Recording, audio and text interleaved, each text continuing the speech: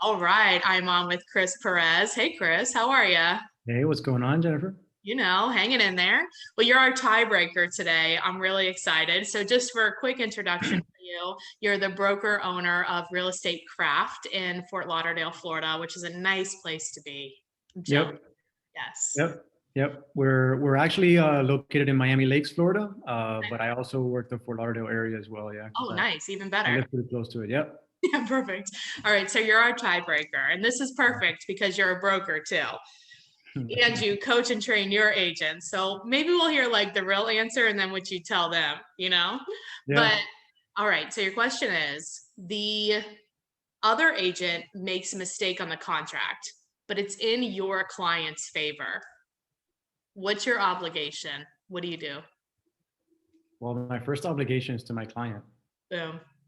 And It's pretty simple. so you're just like, whatever, they messed up. That's it.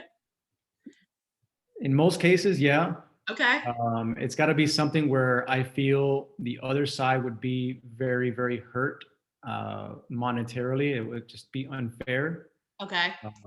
Then maybe just because it feels wrong, I Yeah. may call the other side and see Yeah, what their that's the intentions really rub, were. right? Like if it's like, man, like let's say you guys talked about it or you know the other agent. What if Yeah. you then is it different? If I know the other agent, it makes it a lot more difficult, but it's kind of the same answer, Yeah. you know. I might make a new friend with the other agent if I point it out. But I'll let my client know first and give them my opinion and why we should bring it up to them. Yeah. And if they're okay with it, maybe we do that. And if they're not, then it's their call. It's their contract. I mean, that's true. That's a hard one, right? Yeah. I mean, it's hard. I think it might have to be a game time decision depending on what the error is. Yeah. You know, if it's something that's you know, it's unethical and maybe you know that other agent's inexperienced. They told you over the phone, "This is my first deal." Right. Then we might have a responsibility to that other buyer, Hmm. um, just because we're supposed to protect the public as well. Right. It's not my That's client, but I'm yeah. supposed to protect the public as well, right? From harm. Right. I mean, that's the sticking point, and it's kind of like, okay, it really depends. It's very situational. Like you're right. So like if it's an agent that you've done deals with and they're always a jerk and it's not really a huge deal, but it's a small win for your client and it's been like a really tough negotiation on them, they feel like they've been beaten up and stuff like that, then maybe it's like, oh well, I don't know. I think you froze. So yeah, like maybe if the negotiations have been really tough and they're always tough, and maybe if your clients felt like they got a little bit beat up, and this is like some small win, and to your point, it's not like necessarily unethical, it's just like a minor mistake, but it feels like a win. Then maybe it's like, but you'll have to tell them at some point, right? Most things come up sooner or later, Right. So you like, know. at what point do you tell them? Well, you know,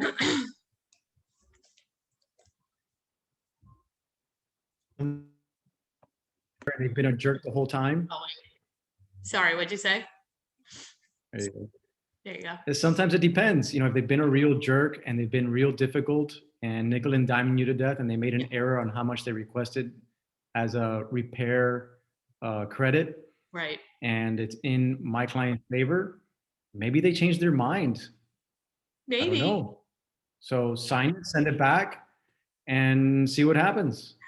If it goes to closing and nothing is said, then maybe that was their intention. Like, it's not my job. I don't think it's our job to second guess everything that's on the contract that they write. Right.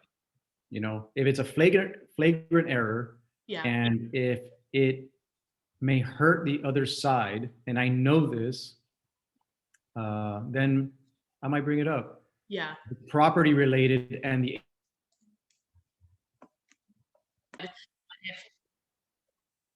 Yeah, but if it's not, yeah. then So if it's like maybe the agent misunderstood something regarding the property and they made an error and misrepresented to the buyer an issue regarding the property, Mhm. I think that needs to be corrected right away because we want everybody on the same page and we don't want any surprises down the road that can derail the whole thing. Right. And we want to protect all parties. Yeah.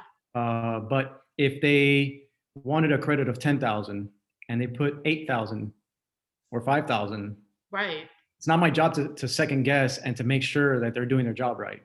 Well, and to your point, that could be just they rediscussed and that's what Yeah. they decided. But it would be a lot different if they said a credit of 10,000 and everybody knew that, and then they put only one. Yeah. Then maybe that you would know would be an accidental. It wasn't like Yeah. they changed their mind, right? They may have omitted a few zeros. Right. But at that point, you're like, sign it, send it back. Yeah. Oh my God, that's hilarious. No, I mean, look, that if it's 10,000, and there's $1 on there, and everyone's already discussed it, Yeah. then I'm gonna call them back and say, hey, I think there's a typo because Yeah. then I'm just gonna create a problem for myself down the road. Right. In about 5 more minutes, when Yeah. they realize what they've done, and now I got to get my seller's signature again. Right. Such a pain. Yeah, so that's Yeah. not worth the aggravation when you Right. know what their true intention was. Right. But Yeah. So I mean, it is a balance.